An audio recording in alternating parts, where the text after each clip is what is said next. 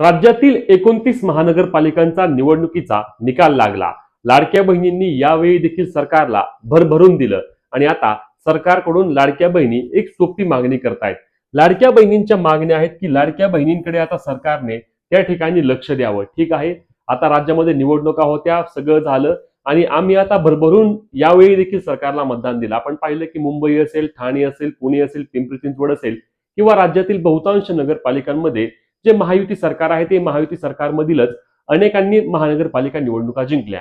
पण आता लाडकी बहीण योजनेबद्दल बोला। लाडक्या बहिणींचे अनेक प्रश्न आहेत जे या निवडणुकीच्या काळात प्रलंबित राहिले आहेत आणि या प्रश्नांवर आता सरकारने त्या ठिकाणी लक्ष द्यावं अशी मागणी राज्यातील लाडक्या बहिणी करत आहेत। सरकारला तर बहुमत मिळालं, सरकारला आम्ही गुड न्यूज दिली, सरकारला आम्ही तिळगुळ दिलं, सरकारला आम्ही गोड केलं, आता सरकारने देखील आम्हाला गोड करावं। कारण लाडकी बहीण योजनेमध्ये मागील 2 महिन्यांपासून राज्यातील अनेक महिला या मोठ्या टेन्शन मध्ये आहेत। त्यांचे योजनेचे पैसे येत नाही आहेत आणि हे 1500 आतापर्यंत राज्यातील अनेक लाडक्या बहिणींना 3000 रुपये आले नाहीत। त्यासोबतच काही लाडक्या बहिणींना नोव्हेंबर महिन्यामध्ये पैसे आले तर त्यांचे डिसेंबर महिन्याचे देखील पैसे आता आले नाहीत। डिसेंबर महिन्याच्या हप्त्याचे वितरण देखील बंद झाले आहे आणि याबाबत अधिकृतपणे कोणतीही माहिती सरकारच्या वतीने दिली गेली नाही। म्हणजेच की नक्की नोव्हेंबर महिन्याचा हप्ता किती महिलांना जमा केला आहे, डिसेंबर महिन्याचे पैसे किती महिलांना जमा केले, याबाबतची कोणतीही अधिकृतपणे माहिती सरकारने न दिल्यामुळे लाडक्या बहिणी मोठ्या प्रमाणावर नाराज आहेत। अनेक महिलांना पैसे बाकी आहेत, म्हणजेच की लाखो महिला, आम्ही जे बोलतोय लाखो महिला, कारण अधिकृतपणे आकडा समोर येत नाही म्हणून हे लाखो बोलावं लागतंय। पण जवळपास 20-25 लाख अशा महिला असतील की ज्यांचे योजनेचे पैसे मागील 2 महिन्यांपासून आले नाहीत। काही लाडक्या बहिणींना नोव्हेंबर महिन्याचे पैसे आले तर त्यांना डिसेंबर महिन्याचे पैसे आले नाहीत। अनेक लाडक्या बहिणींचं तर असं देखील मत आहे की आम्ही ई-केवायसी केली, आम्ही योग्य पद्धतीने आमची ई-केवायसी केली, ई-केवायसी मध्ये कोणत्याही प्रकारची चूक होऊ दिली नाही आणि आम्ही योजनेच्या सर्व अटी, सर्व निकषांमध्ये पात्र असून देखील आमच्या योजनेचे पैसे का आले नाहीत आणि याबाबत आम्ही चौकशी करायची तर कुठे करायची। महिला व बाल विकास विभागाच्या प्रकल्प अधिकारी यांना विचारलं तर ते म्हणतायत की तुमचे पैसे बंद झालेत, परंतु आम्हाला यामध्ये कोणतेही अधिकृत कारण मिळत नाही, फक्त आमच्या योजनेचे पैसे बंद झालेत एवढंच आम्हाला ऐकून घ्यावं लागतं। तर सरकारने याबाबत आमच्या मागण्या मान्य कराव्यात। आता कोणत्या मागण्या राज्यातील लाडक्या बहिणी करत आहेत एवढंच काय, तर आपले संगमनेरचे जे आमदार आहेत अमोल खताळ, त्यांनी देखील याबाबत सरकारला विनंती केली आहे की लाडकी बहीण योजनेसाठी काही मागण्या आहेत त्या मागण्या मान्य कराव्यात। कोणत्या मागण्या आहेत तर बघा, यामध्ये सर्वात महत्त्वाच्या मागण्या आहेत की ई-केवायसी साठी लाडक्या बहिणींना अजून एक संधी द्यावी। अनेक लाडक्या बहिणी, राज्यातील लाखो लाडक्या बहिणी हीच मागणी करत आहेत की आमची ई-केवायसी चुकली होती किंवा आमची ई-केवायसी आम्ही करू शकलो नाही। शेवटचे 2 दिवस लाडकी बहीण योजनेची वेबसाईट चालली नाही आणि ही वेबसाईट न चालल्यामुळे त्या ठिकाणी आम्ही ओटीपी येत नव्हता, ओटीपी टाकला तर ओटीपी व्हेरिफिकेशन फेल्ड होत होतं आणि यामुळे आमची लाडकी बहीण योजनेची ई-केवायसी त्या ठिकाणी बाकी राहिली आहे। सरकार एकदा आम्हाला संधी द्या, एकदा वेबसाईटवर 10-15 दिवसांची आम्हाला मुदत वाढ करून द्या, जेणेकरून आम्ही आमची ई-केवायसी योग्य पद्धतीने करून घेऊ आणि मग तुम्ही आमची त्या ठिकाणी तपासणी करा आणि त्यामध्ये जर आम्ही अपात्र असलो तर आमच्या योजनेचे पैसे बंद करा। परंतु आमची ई-केवायसी चुकली आहे किंवा आमची ई-केवायसी राहून गेली म्हणून आमचे योजनेचे पैसे बंद करू नका, अशी देखील मागणी राज्यातील लाखो लाडक्या बहिणी करत आहेत। दुसरी मागणी काय आहे तर बघा, एकल परित्यक्त्या महिलांना पर्याय द्यावेत। तुम्ही सरकारने सुरुवातीच्या काळात घटस्फोटित महिलांना किंवा ज्यांना पती नाहीत, वडील नाहीत, विधवा आहेत अशा महिलांना त्या ठिकाणी कोणताही पर्याय दिला नव्हता।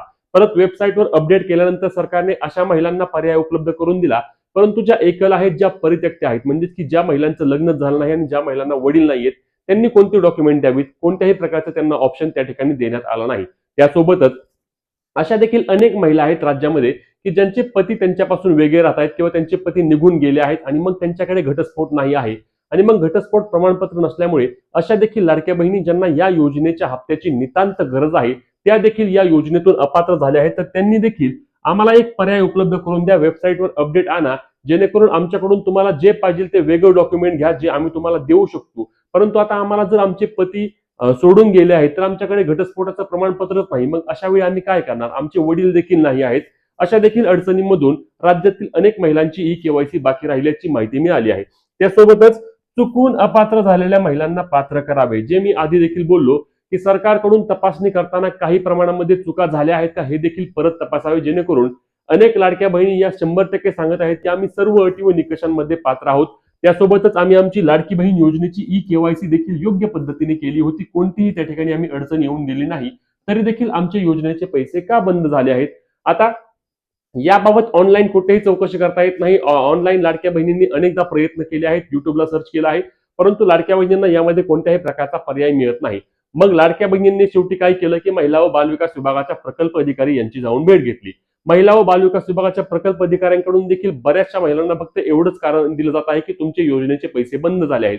परंतु हे बंद का झाले आहेत याबाबत सरकारने स्पष्टीकरण देणं अत्यंत गरजेचं असणार आहे. कारण लाडकी बहीण योजना ही जरी सोपी म्हणजे वाटली किंवा 1500 रुपये जरी अमाऊंट कमी वाटली, तरी ही लाडकी बहीण योजना वर्षाला लाडक्या बहिणींच्या खात्यावरती 18,000 रुपये देत आहे आता, आणि हे नक्कीच वाढणार देखील आहेत. आपण पाहिलं आहे की योजना सध्या देशातील जवळपास 12 ते 13 राज्यांमध्ये कार्यरत आहे, आणि म्हणूनच नक्कीच सरकार परत यांचे जे आताचे 1500 आहेत ते 1500 2000 करेल, 2100 रुपये करेल. आणि अशा वेळी या लाडक्या बहिणी की ज्या चुकून अपात्र झाल्या आहेत किंवा त्यांची ई केवायसी बाकी आहे म्हणून अपात्र झाले आहेत, किंवा काही नॉर्मल एखाद्या क्लिकमुळे ज्या लाडक्या बहिणी अपात्र झाल्या आहेत, त्यांना नक्कीच सरकारने एक शेवटची संधी उपलब्ध करून द्यावी अशी मागणी राज्यातील लाखो बहिणी करत आहेत. तुम्हाला काय वाटतं? लाडकी बहीण योजनेमध्ये आता सरकारला लाडक्या बहिणींनी पुन्हा एकदा स्पष्ट बहुमत दिलं आहे. मग सरकार लाडक्या बहिणींना शेवटची एक संधी ई केवायसी करण्यासाठी देईल का? त्यासोबतच एकल परित्यक्त्या महिलांसाठी सरकारने त्या ठिकाणी पर्याय आणावा का? आणि ज्यांची ई केवायसी चुकली आहे त्यांना एडिटचा ऑप्शन देखील सरकारने आणावा का?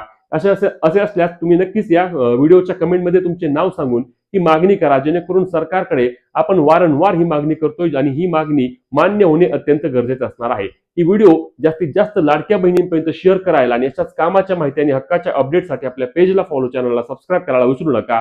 जय महाराष्ट्र.